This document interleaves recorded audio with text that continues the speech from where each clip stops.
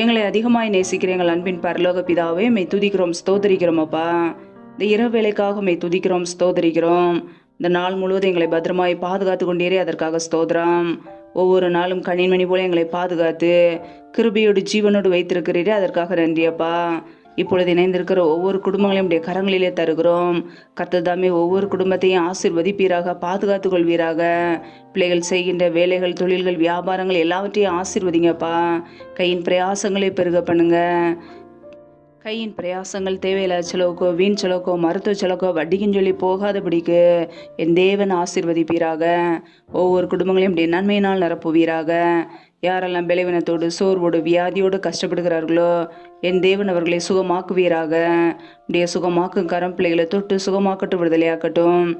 பலவீனத்திலும் உடைய பலன் பரிபூரணமாய் விளங்கட்டும். எந்தெந்த குடும்பங்களிலெல்லாம் வேலை இல்லாமல் கஷ்டப்படுகிறார்களோ, பிள்ளைகள் படிப்பு கேட்ட நல்ல வேலைகளை ஏற்படுத்தி கொடுங்கப்பா. உடைய கரங்களிலே தாழ்த்துகிறோம். யாரெல்லாம் திருமணமாகி நீண்ட நாட்களாக குழந்தை இல்லாமல் குழந்தைக்காக காத்திருக்கிறார்களோ, என் தேவன் அந்த குடும்பங்களை ஆசீர்வதிங்க. கர்ப்பத்தின் கனி தடைகள் எல்லாவற்றையும் நீக்கி போடுவீராக. இயேசு கிறிஸ்துவின் வல்லமையுள்ள நாமத்தினால் தடைகள் முற்றிலுமாக நீக்கப்படுவதாக. எந்தெந்த குடும்பங்களிலெல்லாம் கடன் பிரச்சனையிலே, உபத்திரவத்திலே, கண்ணீரோடு நிம்மதி இல்லாமல் ஏன் வாழ வேண்டும் என்று வாழ்கிறார்களோ, என் தேவன் அந்த குடும்பங்களை சந்திங்கப்பா. பிள்ளைகளை கடன் கொடுக்கிறவர்களாய் மாற்றுங்க. தரித்திர நிலைமைகள் எல்லாம் இயேசு கிறிஸ்துவின் நாமத்தினால நீங்கி போகட்டும். கர்த்தர் ஆசீர்வதிப்பீராக. கடன் பிரச்சனையிலிருந்து விடுதலை கொடுங்க. உடைய கரங்களில் அர்ப்பணிக்கிறோம்.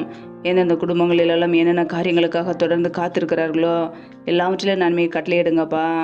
எந்தெந்த குடும்பங்களிலெல்லாம் கணவன் மனைவிக்கிடையே பிரிவினையோடு பிரச்சனையோடு வாழ்கிறார்களோ, குடும்பத்தில் நிம்மதி இல்லாமல் சமாதானம் இல்லாமல் கண்ணீரோடு வாழ்கிறார்களோ, கர்த்தர் அந்த குடும்பத்தை தொடுவீராக.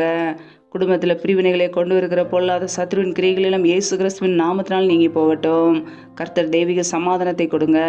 சிலுவையில் சிந்திய இரத்தத்தினாலே எங்களுக்கு சமாதானத்தை உண்டாக்கியவர். ஒவ்வொரு குடும்பத்திலும் தெய்வீக சமாதானம் உண்டாகட்டும்.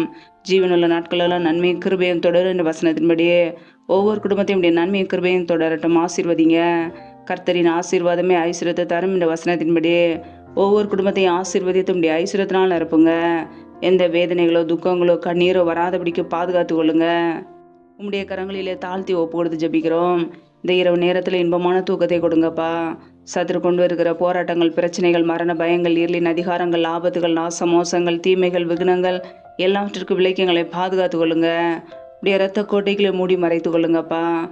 அதிகாலையில் எழுந்து தேவ சமத்திலே காத்திருக்க உம்மை துதிக்க உடைய நாமத்தை உயர்த்த எங்களை அர்ப்பணிக்கிறோம். எங்களை பாதுகாத்து கொள்வீராக, ஆசீர்வதிப்பீராக.